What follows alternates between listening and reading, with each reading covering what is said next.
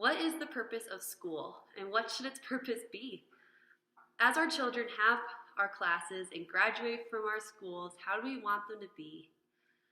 Not just what do we want them to know, but how do we want them to be?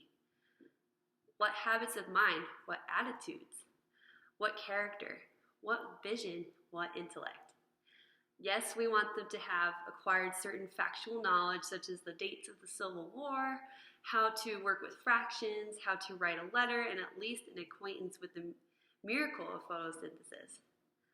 But what do we want them to care about? And do we want them to watch TV for 3 hours a day? And do we want them to look at trees with awe? Do we want them to read great books? Do we want them to wallow in political and cultural ignorance? Do we want them to vote? Do we want them to feel empathy for the poor and oppressed? Do we want them to appreciate the poetry of William Carlos Williams?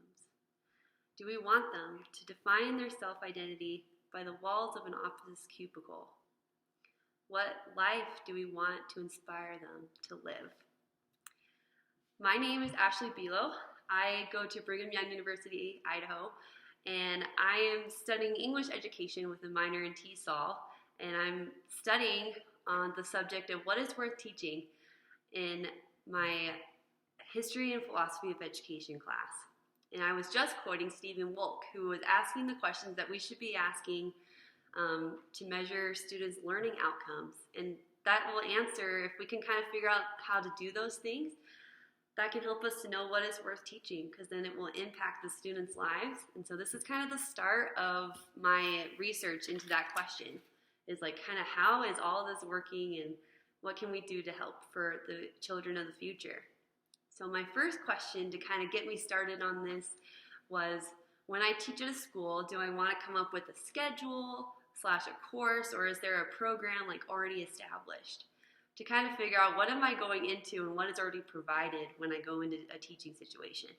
So I did some research and I asked my teacher, Marsh Eddington, and she said, you do have a course outline with curriculum goals and outcomes put in place by your district and or state. You are also provided with text to use.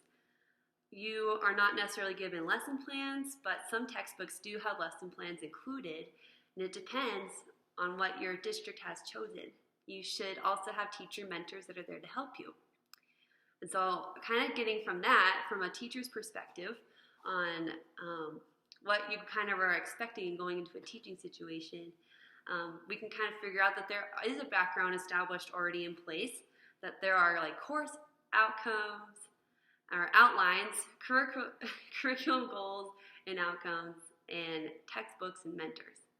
And so when we go into a classroom and we're there to teach, it's all about the lesson that we're teaching. We can meet the requirements of the learning in those students, and also, more importantly, the needs of those students. And so I'm really glad that there is some sort of background and knowledge that we can pull from, and then we're here to like help in any way that we can for each student.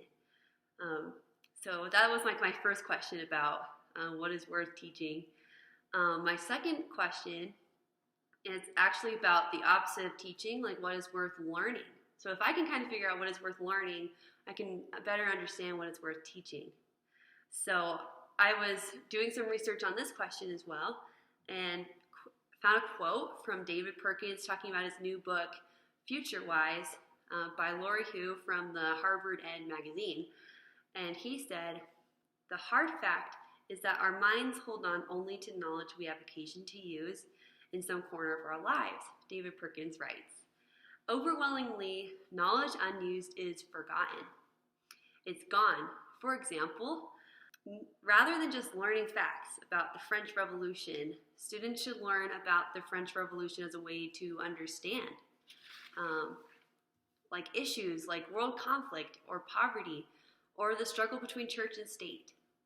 Without those connections," Perkins says, he's not surprised that so many people have trouble naming things they learned early on, that naming things still have like a meaning today, or that disengaged students are raising their hands asking like they need to know something.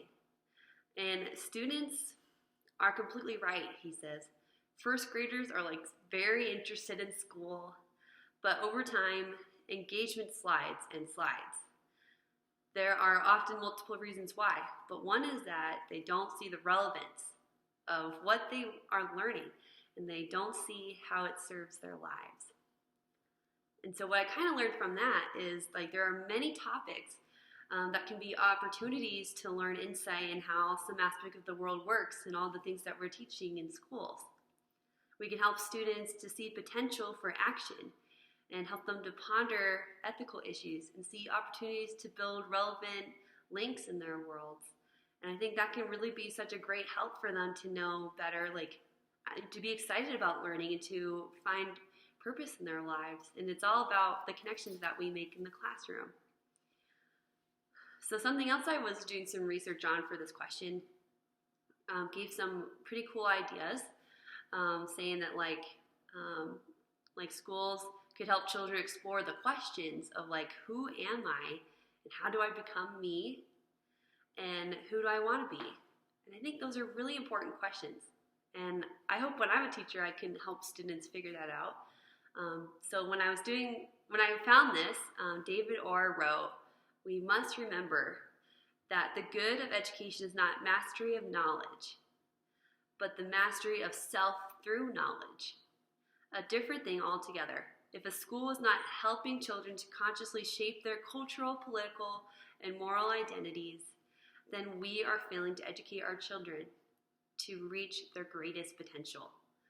And I love that because I want to help children like reach their greatest potential. And so that all starts with helping them to find those answers of like who they are, how do they become that, and like who do they even want to be.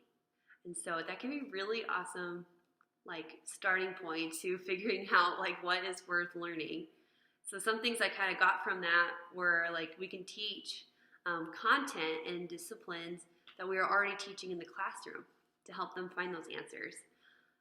By teaching about cultural understanding in social studies and global awareness and like young adult literature, we will not only bring greater and more authentic purposes to those disciplines, but we will be making them infinitely more interesting to students.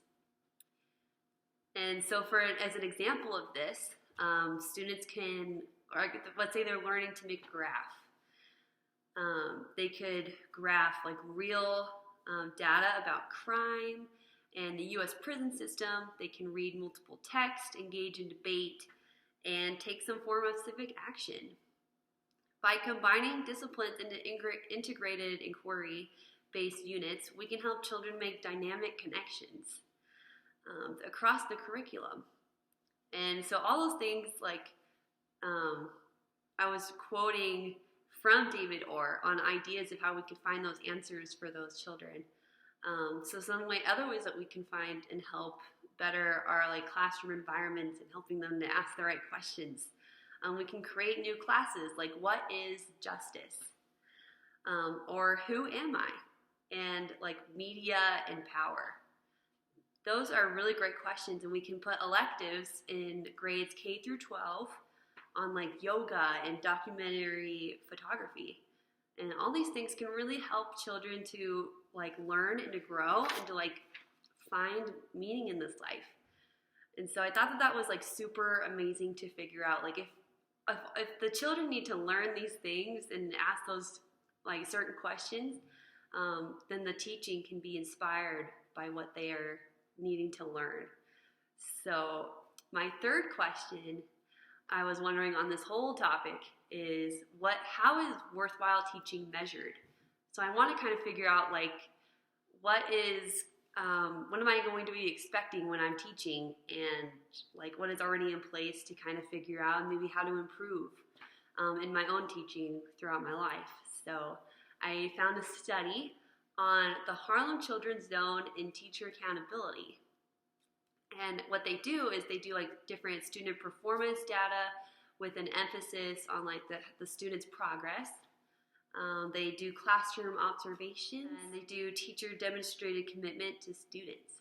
Like they kind of figure out like does the teacher stay after school with the struggling students, Or do they organize like a Saturday trip to visit a special exhibit?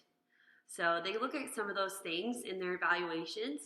A quote by this study said that the goal of any good evaluation system should also be to teach teachers how to improve their skills. So there's going to be a classroom assessment scoring system which uses trained observers to appraise the quality of teacher-student interactions in the classroom. And so there'll also be like different scoring rubrics aligned with the measure skills that's accurate and consistent on teaching in the classroom. And so these like rubrics will provide feedback for teachers on what they are not receiving on their professional growth. So that can kind of be a way to help them know what to do better and how they can be more effective. And so there's also going to be like this whole new movement coming about to accurately evaluate worthwhile teaching effectiveness in a classroom through like evaluation tools, pedagogical content, and knowledge tests and surveys of student perceptions. And this will be compared to the student outcomes. And so there's so many things that kind of go into what is worth teaching, but I definitely learned a lot this week in my studies, in my history and philosophy of education, and definitely excited to kind of put this into use. And now I have a so much better idea of how to be a teacher. So thank you so much.